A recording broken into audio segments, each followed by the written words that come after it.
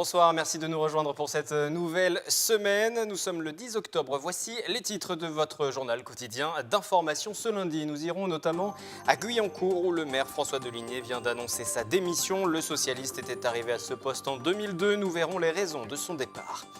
Pendant ce temps, à Morpa, on célébrait le commerce de proximité. Des animations ont eu lieu tout au long du week-end dans cette commune, mais aussi dans plusieurs autres en France. La résistance s'organise face aux grands centres commerciaux. Et puis, en culture, à Buc, nouvelle édition du Festival de la bande dessinée et nouveau succès. Les amateurs du 9e art étaient présents en nombre pour rencontrer les auteurs. C'était également ce week-end. L'actualité de ce début de semaine, c'est donc la démission de François Deligné. Le maire vient de tenir cet après-midi une conférence de presse au cours de laquelle il a expliqué qu'il souhaitait passer le relais au bon moment, rappelant qu'il avait déjà prévenu que ce serait son dernier mandat. Il faut savoir préparer l'avenir sans s'accrocher à son poste. Écoutez. Il y a une décision de passage de relais. Et pourquoi maintenant ? Parce qu'avec l'état d'esprit que j'indiquais, c'est-à-dire celui d'une préparation de l'avenir, je sais que c'est le bon moment parce qu'on va pouvoir travailler en continuité, parce que la majorité municipale présentera la candidature de Marie-Christine Le Tarnec, qui était déjà en responsabilité d'adjointe dans le mandat d'avant. Il vaut mieux partir quand on est avec une ville en forme et en forme soi-même. Une page qui se tourne donc du côté de Guyancourt. Maire de la commune depuis 2002, le socialiste François Deligny avait pris en cours de mandat la succession de Roland Nadeau. Entré au conseil municipal en 1989, il avait également officié en tant qu'adjoint chargé de la culture. L'ancien instituteur qui s'était tourné vers la politique aura également été conseiller départemental de 2008 à 2015. Il ne va pas quitter le conseil de Guyancourt. Il va également rester conseiller communautaire jusqu'en 2020 à Saint-Quentin en Yvelines. Et c'est donc sa première adjointe, Marie-Christine Le Tarnec, qui devrait lui succéder. L'élection aura lieu avant le mois de décembre. Je vous propose à présent d'écouter quelques réactions. Et tout d'abord celle de Sandrine Grandgambe, c'est la responsable départementale du Parti socialiste. Elle a longtemps travaillé à ses côtés. Elle va continuer à travailler avec lui au sein de l'agglomération. Je suis à la fois un petit peu triste parce qu'on a pris l'habitude de travailler avec François Deligné depuis quelques années, et en même temps, je suis assez respectueuse de la décision qu'il a prise. C'est assez rare en politique, des hommes politiques qui, à un moment donné, d'eux-mêmes décident de mettre un terme à leur mandat de maire. Il s'est inscrit à la fois dans les pas de Roland Nadeau et en même temps, il a réussi à donner sa propre impulsion. C'est pas toujours simple quand on arrive après.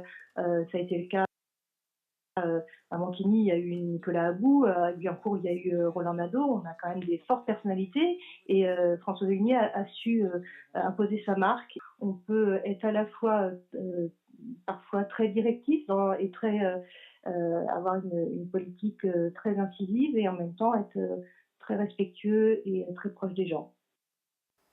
Pour l'agglomération de Saint-Quentin, toujours, Michel Laugier, le président d'Hiver Droite de Saint-Quentin en Yvelines, tient à saluer son adversaire. Michel Laugier, qui l'an dernier l'a remporté face à lui lors des élections départementales. François Deligny avait déjà annoncé que c'était son dernier mandat. La seule incertitude, c'était de savoir à quel moment il allait faire son annonce, à quel moment il allait passer le relais. Nous sommes les meilleurs adversaires puisque déjà, nous avions des communes voisines dont nous avons souvent travaillé ensemble. Et puis surtout, lorsqu'il y avait d'autres élections, nous étions face à face. Voilà, avec des succès pour lui dans son premier temps et des succès ensuite pour moi dans son deuxième temps.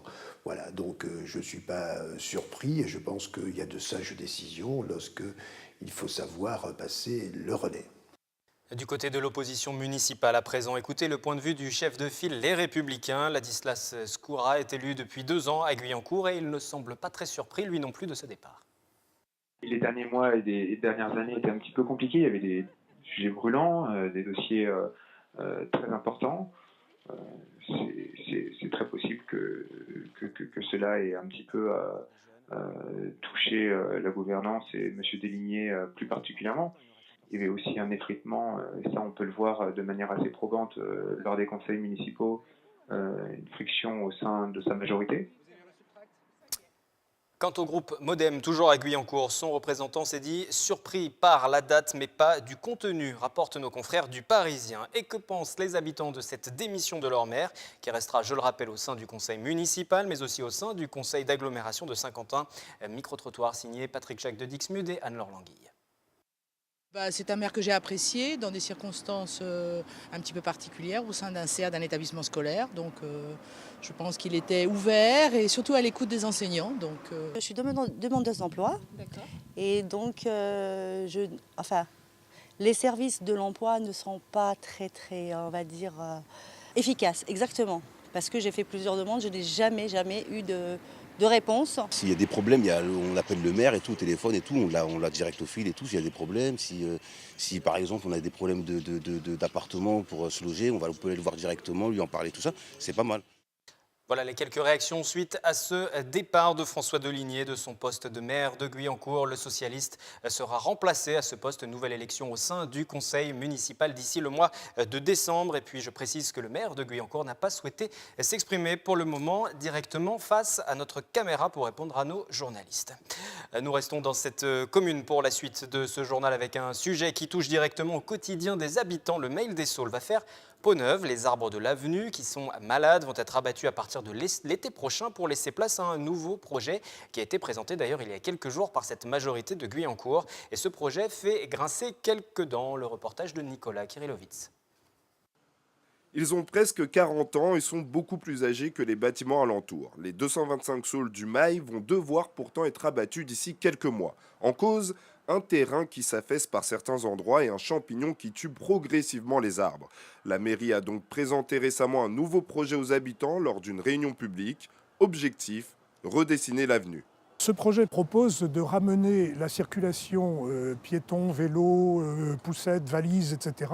au centre du Mail et de recréer un verdissement de part et d'autre du Mail en éloignant les arbres, puisqu'il y aura des arbres bien entendu, en éloignant les arbres des habitations, des immeubles. Le nouveau projet devrait coûter 4 millions d'euros, entièrement financé par la ville qui espère une aide de l'agglomération. Et si l'utilité des travaux est reconnue par tous, le projet est sujet à quelques critiques. La future avenue de 500 mètres ne prévoit qu'une seule allée centrale contre 2 actuellement et pourrait engendrer des problèmes de sécurité entre piétons et cyclistes par exemple. On s'aperçoit lorsqu'on circule à vélo, effectivement, que 6 mètres de large, c'est certes large, mais quand il y a du monde, comme tout à l'heure, à la sortie du lycée hôtelier, par exemple, il y a des conflits entre piétons et cyclistes. Donc il vaudrait mieux deux bandes séparées moins larges. 1,50 m, on considère que c'est parfait pour les cyclistes, mais on est absolument certain que ça va générer des conflits. Les Guyancourtois ont jusqu'au 2 novembre pour faire part de leurs remarques sur un registre installé à la maison de quartier Auguste Renoir. La fin des travaux est prévue, elle, pour 2019. L'actualité aujourd'hui, c'est également ce lundi matin une quarantaine de taxis qui ont manifesté devant le siège de la communauté d'agglomération de Saint-Quentin en Yvelines. Ils dénoncent l'arrivée de 26 autres taxis supplémentaires dans les nouvelles communes de Saint-Quentin en Yvelines, Plaisir, Villepreux ou encore les Clés-sous-Bois. Ils estiment cette concurrence déloyale. Ce qu'ils arrivent à faire aujourd'hui sur ces 3 communes, c'est qu'ils ne vont plus descendre les taxis de Plaisir et de Villepreux et des Clés-sous-Bois. Ils ne vont plus descendre dans leur commune pour faire le boulot. En heure de pointe, ils ne vont pas descendre à Plaisir dans les bouchons, ils vont s'arrêter à Saint-Quentin et puis aller à la gare de Saint-Quentin et prendre de notre travail alors que nous, on est submergés de concurrence déloyale par rapport, vous savez, au dossier des VTC. Jusqu'à aujourd'hui, on n'était même pas concertés dans toutes les décisions qu'il puisse y avoir sur le sujet de taxi. Et ces taxis ont été reçus par la communauté d'agglomération. Concernant les différentes revendications, cette dernière s'engage à réfléchir pour proposer des solutions viables. Plusieurs réunions avec les villes concernées sont aussi prévues dans les prochaines semaines. Saint-Quentin en Yvelines qui souhaite aider ces taxis à être plus visibles sur le terrain et donc plus efficaces et à maintenir leur chiffre d'affaires. Un nouveau mécène pour Versailles et son château. Pour la première fois, le groupe Renault a accepté de participer à la rénovation d'une pièce de l'édifice. L'annonce a été faite ce lundi matin par Catherine Pégard, la présidente de l'établissement, en présence, vous l'avez vu, de Carlos Ghosn, le directeur général du groupe, constructeur automobile.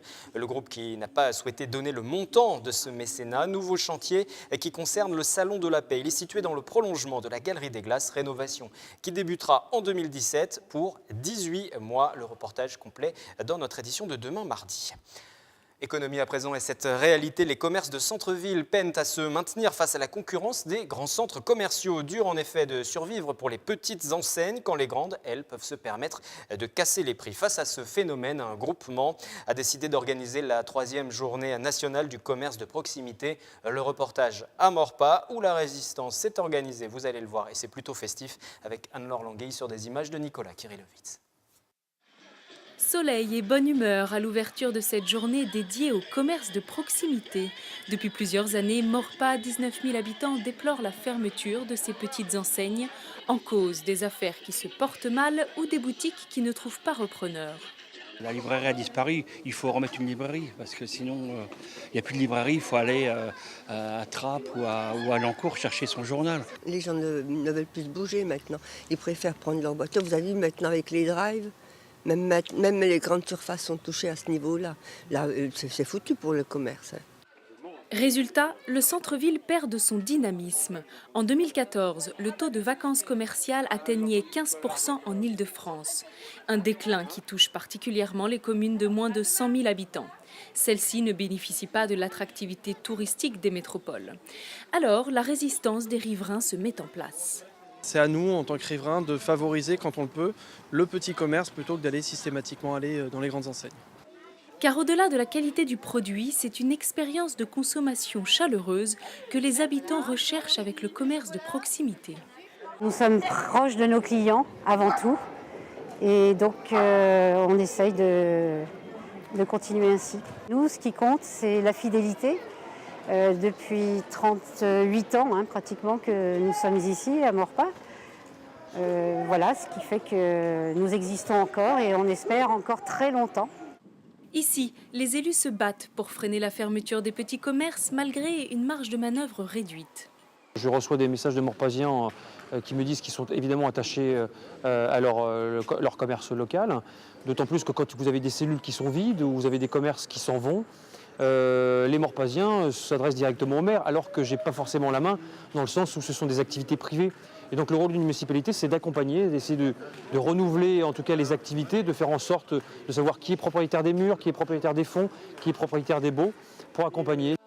À l'échelle régionale, les collectivités locales investissent elles aussi dans le maintien du commerce de proximité. Le futur réseau de transport Grand Paris Express doit desservir en priorité les centres-villes. Rapidement, un mot de culture pour terminer ce journal du début de semaine. Ce week-end, la BD était à l'honneur à Buc. Samedi et dimanche se tenait le traditionnel festival de la bande dessinée dans le parc du Château. 50 auteurs, adultes, jeunesse, français, internationaux qui ont fait le déplacement. Parmi eux, Baptême, c'est le père de l'affiche de cette édition et dessinateur du Marsupilami. Également, Eroc était présent, c'est l'auteur des Profs et il réside dans le département des Yvelines. Et puis, il y avait aussi des auteurs venus de Chine. 2 jours consacrés aux dédicaces et aux rencontres, comme vous avez pu vous en apercevoir. On écoute Fabrizio Petrosi, il illustre les personnages du monde de Mickey depuis maintenant 22 ans. C'est une occasion, une opportunité très intéressante pour un dessinateur Disney de rencontrer les gens, les fans de ce monde. Il y a 2 différents types de publics. Il y a les enfants et les nostalgiques.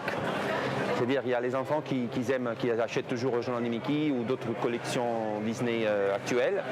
Et à côté de ça, il y a aussi les fans, les gens qui ont connu Disney quand ils étaient tout jeunes. C'est quand même très bien pour pouvoir aussi avoir un échange avec les gens, les enfants qui sont toujours très contents de voir par magie surgir le dessin de Mickey ou de Donald. C'est la fin de ce journal, on se retrouve demain mardi pour un nouveau point complet sur l'actualité locale.